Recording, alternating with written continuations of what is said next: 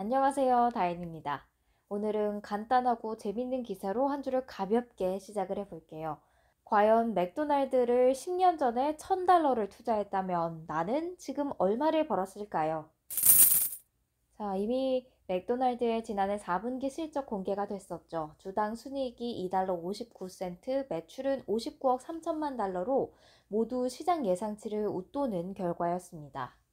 인플레이션이다, 또 경기 침체 우려가 크다, 이런 이유로 소비자들이 지갑을 닫고 있다, 이런 이야기가 들리긴 하지만 그래도 계속해서 맥도날드의 캐치프레이즈 러브앤앱답게 맥도날드를 꾸준히 이용하고 있는 소비자들인데요.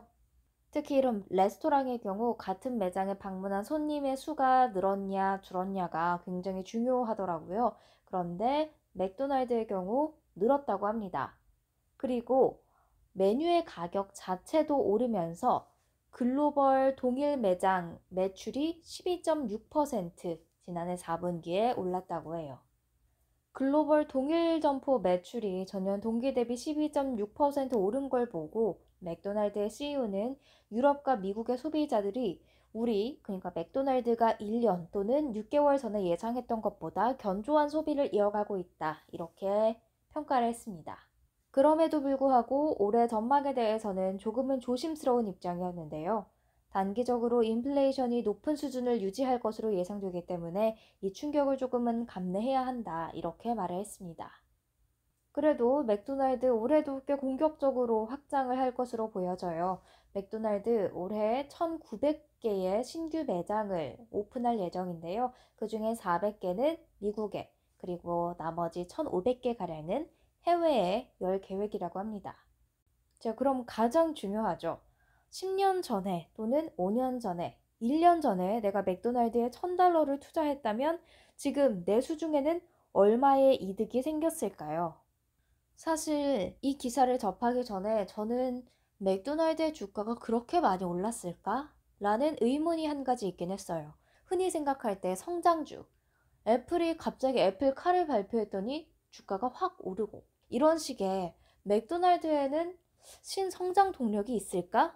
라는 생각이 들긴 했거든요. BTS와의 콜라보, 아니면 비건 제품, 이런 것들은 주가의 상승 동력이 될 수는 있겠죠. 하지만 성장 기업들이 보여주는 뭔가 드라마틱한 성장 동력은 아닐 거라고 생각을 했기 때문이에요. 그래서 제가 아래에 그래프를 보자마자 이래서 가치주, 장기 투자해라, 이렇게 말하는 거구나 라는 것을 다시 한번 깨닫게 됐는데요. 보시면 2023년 1월 30일 기준입니다. 1년 전, 그러니까 2022년 1월 30일에 내가 맥도날드에 $1000를 투자했다면 66달러를 벌었을 거예요. 5년 전인 2018년 1월 30일에 맥도날드에 $1000를 투자했다면 695달러를 내가 벌었을 거고요. 10년 전인 2013년에 $1000를 투자했다면 지금은 3270달러가 되어 있을 테니까 2270달러를 얻었을 거예요. 사실 경기 침체 우려로 소비자들이 지갑을 닫는다고 해도 맥도날드에서부터 소비를 줄이진 않잖아요. 그렇기 때문에 이 맥도날드에 투자한다는 거는 그래도 꽤 꾸준히 안정적으로 투자를 한다라고 볼 수가 있을 것 같은데, 그렇게 마음 편하게 투자하면서도 꽤 쏠쏠한 수익이 나니까 가치주 장기 투자하기 참 괜찮다라는 생각이 들더라고요. 이 단락을 보시면요, 투자자들은 개별 종목을 고르는 것보다 패시브 투자 전략을 취하는 게 좋을 수도 있다, 이렇게 이야기를 하는데요. 여기서 패시브라는 것은 특정 지수를 그대로 추종하는 ETF를 의미합니다. 패시브 ETF 같은 경우 그 포트폴리오 매니저가 크게 수고를 들이지 않아도 되기 때문에 일단 운용 수수료가 낮다는 장점이 있고요. 지수를 그대로 추종하기 때문에 상대적으로 위험성이 낮다고 볼 수 있고, 그리고 알아서 분산 투자가 된다는 장점도 있습니다. 이 기사에서는 일례로 S&P 500 지수를 추종하는 ETF가 괜찮은 시작이 될 수 있다, 이렇게 이야기를 하는데요. S&P 500 지수를 추종하는 ETF, 대표적으로 서학개미들이 많이 매수했던 스파이 같은 게 있죠.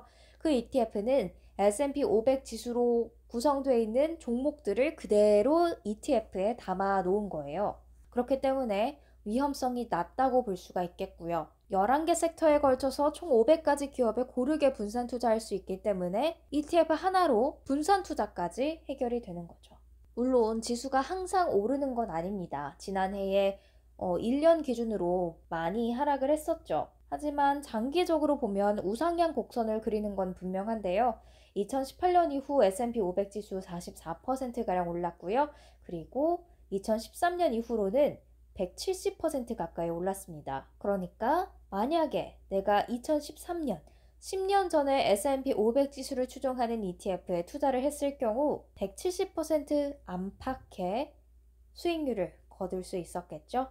이렇듯 성장주 위주로 모멘텀이 있을 때마다 투자하고 또 매수, 매도하는 것도 전략이겠지만 만약에 나는 좀 더 안정적으로 투자를 하고 싶다. 마음 덜 졸이고 싶다 하시는 분들은 쉽게 무너지지 않을 것 같은 가치주들 잘 선별하시거나 아니면 지수를 안정적으로 추종하는 ETF를 찾아서 장기 투자하는 것도 한 가지 방법이 될 것 같습니다. 그나저나 과거에 투자했으면 지금쯤 많이 벌었을 텐데 이런 말 사실 다 소용없죠. 과거는 과거일 뿐 미련 갖지 말고 앞으로 나아가 봅시다. 이번 주도 성공 투자하시기를 바라겠습니다. 감사합니다.